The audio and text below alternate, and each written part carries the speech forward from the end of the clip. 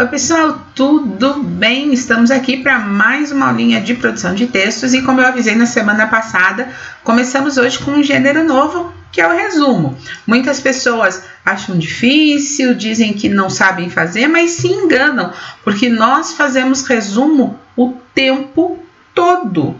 Praticamente todos os dias você aplica o conceito de resumo na sua vida, mas a gente já fala sobre isso. É um gênero novo, super importante, uma presença garantida nos vestibulares, mas antes de a gente começar a trabalhar com ele, é importante corrigir os exercícios de coesão sequencial. Então, nós vamos agora...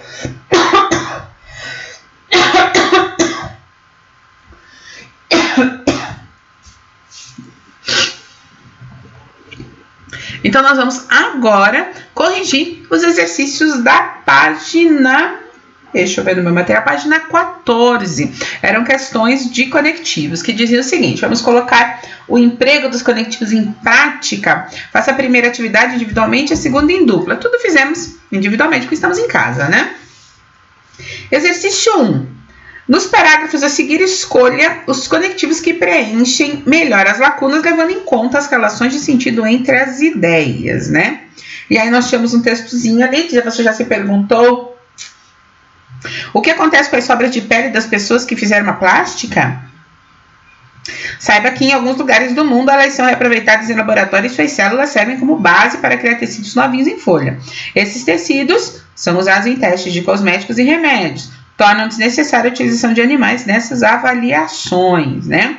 E aí, você tinha ali as opções a serem encaixadas. Vamos já dar uma olhadinha nas respostas, ó. Então, primeiro ali a letra B, ó. Pois, por sua vez e portanto. Você já se perguntou o que acontece com as sobras de pele das pessoas que fizeram uma plástica? Pois saiba que em alguns lugares do mundo elas são reaproveitadas em laboratórios. As células servem como base para criar tecidos novinhos em folha. Esses tecidos, por sua vez, são usados em testes de cosméticos e remédios. Portanto, tornam desnecessária a utilização de animais nessas avaliações. O próximo... A resposta correta é a letra D, né? Então, vamos já dar uma olhada no texto, o texto um pouco mais extenso da Mundo Estranho. As lacunas ali devem ser preenchidas por como, conforme e afinal, ó. Por que será que a temperatura diminui com a altitude, apesar da menor distância do Sol? Isso ocorre porque o Sol aquece muito pouco o ar. Um grande percentual do calor emitido por nosso astro é absorvido pela parte sólida da Terra antes de ser repassado para a atmosfera. Como o ar é um mau condutor de calor, a temperatura vai caindo conforme nos afastamos do nível do mar. Em média, fica 6,4 graus Celsius mais frio a cada 1000 metros de subida. Essa regra vale independentemente de os lugares altos estarem mais próximos do Sol. Afinal, mesmo os 8.850 metros do Monte Everest, o ponto mais alto do planeta, são insignificantes em relação aos 150 milhões de quilômetros que separam a Terra do Sol. E o último, né? A resposta certa é a letra A. Então, vamos preencher as lacunas com mesmo, se for e no entanto. O fragmento diz assim: o comportamento de um robô, mesmo se for altamente complexo, inteligente e autônomo, é determinado por seres humanos. No entanto, assumindo que os robôs do futuro tendem a ser mais sofisticados, talvez até o ponto de aprender com experiências passadas e programar-se, a natureza de seus algoritmos, um conjunto de instruções precisas sobre como o robô deve operar, provavelmente se tornará um problema digno de atenção. E o segundo exercício, nós tínhamos ali 3 frases e 2 perguntas, né? Expliquem, letra A, expliquem por que em cada caso os conectivos destacados não são adequados para relacionar as ideias das frases. Em seguida, sugiro uma reformulação. Então, a frase 1 diz assim: a energia de origem hidráulica não é tão sustentável quanto muitos pensam. Inclusive, é necessário alargar grandes áreas para a construção de uma hidrelétrica, o que provoca a liberação de metano e perda de biodiversidade. Diversas teorias, frase 2. Diversas teorias sobre a existência de universos paralelos foram propostas nos últimos anos, até porque não foi possível ainda comprovar definitivamente nenhuma delas. E a frase 3, a pesquisa em engenharia genética não só é promissora para a cura de doenças graves, como pode provocar polêmicas em relação aos seus limites éticos. Então, vamos lá, né? O inclusive, ele dá essa ideia de inclusão de acréscimo, é por isso que eu não posso fazer uso dela no 1, né? Então, a energia de origem hidráulica não é tão sustentável como muitos pensam. Aqui eu poderia usar por isso é necessário alargar grandes áreas para a construção de uma hidrelétrica, que provoca a liberação de metano e perda de biodiversidade. No 2 ali, o até porque não tem uma relação de causalidade, o até porque indica causa, ali tem uma oposição, então deveria usar um mas ou um portanto, né? Diversas teorias sobre a existência de universos paralelos foram propostas nos últimos anos, mas não foi possível ainda comprovar definitivamente nenhuma delas. E na última, né, a relação também é de oposição, não é de acréscimo. Então, não serve, né? A pesquisa em engenharia genética não só é promissora para a cura de doenças graves, como pode provocar polêmicas em relação aos seus limites, né? Então, aqui a gente deveria escrever: a pesquisa em engenharia genética não só é promissora para a cura de doenças graves, mas também pode provocar polêmicas em relação aos seus limites éticos, é uma possibilidade. E a letra B, vamos lá. O uso adequado de conectivos é importante para garantir tanto a coesão quanto a coerência do texto. Explica essa afirmação com base nos exemplos analisados. Então é importante observar que o uso de conectivo adequado estabelece a relação lógica entre as frases, e é isso que vai manter a clareza e a coerência. Se você mantém uma relação adequada entre as partes que compõem um texto, o leitor vai entender a mensagem que você está transmitindo, ok?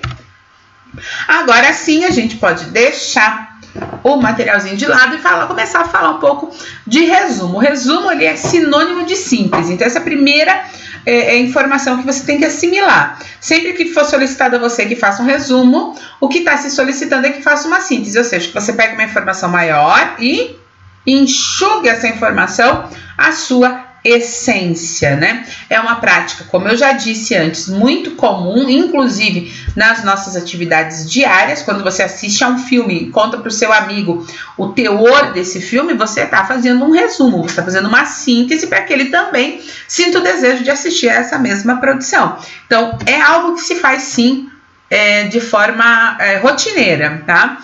Para a gente começar a trabalhar com o resumo, e hoje o propósito é apenas dar uma pincelada no gênero, a gente vai dar uma olhadinha agora na página 17 do nosso material didático, que tem ali alguns textos interessantes para a nossa discussão. Se você está sem o material, é o momento de dar um pause na aula para ir buscar. O primeiro texto que aparece lá na página 17 é esse que você está vendo aí, o resumo de I. Jucapirama. Jucapirama é um poema muito famoso, que inclusive faz parte da lista de leituras obrigatórias da UFPR, porque ele está lá na coletânea de poemas do Gonçalves Dias, né, Últimos Cantos, que faz parte da lista da UFPR. E aqui a gente tem uma síntese do poema, né? O poema Jucapirama possui 484 versos divididos em 10 cantos. O título do poema é tirado da língua tupi e significa aquele que vai ser morto. O poema descreve o drama vivido por um índio tupi, sobrevivente de sua tribo, que é capturado pelos timbiras e deve ser morto em um ritual. Porém, deve antes relatar suas façanhas para provar que é digno de ser sacrificado. Aqui a gente tem o ritual de antropofagia, né? Ele vai ser sacrificado e aí a valentia, a bravura desse guerreiro vai ser absorvida pelos guerreiros da tribo, porque o seu corpo vai ser dividido ali num ritual chamado antropofagia. Não é canibalismo, é antropofagia, tá? O tupi revela que deixou sozinho o pai velho e cego, pedindo para ser libertado a fim de cuidar dele, que não deve tardar a morrer. Promete voltar a ser prisioneiro depois que o pai morrer. O cacique Timbira consente em libertá-lo, mas sem a promessa de voltar, por não querer com carne vil enfraquecer os fortes, porque pedir ali para não ser morto é a fraqueza. Liberta, o guerreiro tupi volta ao local onde deixar o pai. Pelo cheiro das tintas no corpo do filho, o pai percebe que ele fora preso e libertado, o que contraria a ética indígena. Com indignação, o pai exige que voltem ambos à tribo dos Timbiras. Chegando lá, o filho é amaldiçoado pelo pai, pois teria chorado em presença dos inimigos, desonrando os tupis. Para provar sua coragem, o filho se lança em combate contra toda a tribo Timbira. O barulho da disputa faz o pai perceber que o filho lutava bravamente. O chefe Timbira, então, pede-lhe que pare, pois já tinha provado seu valor. Pai e filho se abraçam, reconciliados, pois a honra Tupi fora restaurada. A história é contada por um velho índio Timbira como uma recordação. Então, isso que a gente está vendo aqui é um exemplo de resumo de uma obra literária. O segundo texto, deixa eu sair daqui, é o texto 2, deixa eu reduzir aqui um pouquinho, isso, ó. As Duas Irenes. Então, diretor Fábio Meira, elenco Isabela Torres, Priscila Bittencourt e Marco Rica, país de origem Brasil, ano de produção 2017, classificação 14 anos. Irene, 13 anos, descobre que o pai tem uma segunda família e outra filha de sua mesma idade, também chamada Irene. Sem que ninguém saiba, ela se arrisca para conhecer a menina e acaba descobrindo uma Irene completamente diferente dela. O que a gente está vendo aqui? A síntese de um filme. Então, não deixa de se pegou ali a história toda e reduziu a sua essência. E, por fim, a gente tem ali uma matéria, né? E aqui o destaque para o trecho, que é o resumo dessa reportagem Atletas de Elite Genética. O Usain Bolt é um caso raro de esportista fora da curva genética, de atleta que supera os demais, inclusive os que usam doping, e leva os recordes além do que parecia possível. Ainda assim, não chegamos perto do limite e a engenharia genética pode fazer com que os futuros Bolts dependam menos do acaso. Então, o que a gente viu aqui? Três formas de síntese, todas as três são exemplos de resumo de textos de origens diferentes, né? O que cada texto apresentado está resumindo? A gente viu ali que o texto 1 resume o poema Jucapirama de Gonçalves Dias. O texto 2 resume o filme As Duas Irenes. E o texto 3, faltou o texto 3 aqui. O texto 3 resume uma reportagem sobre atletas, né? Qual é o público-alvo dos resumos apresentados? Então, ali o primeiro texto é o resumo de um poema. Esse texto está se dirigindo a estudantes ou pessoas interessadas naquele poema. O texto 2 já se dirige ao público em geral, porque qualquer pessoa pode se sentir motivada a assistir aquele filme. Já o texto 3, ele está se dirigindo ao leitor do jornal em que a reportagem foi publicada.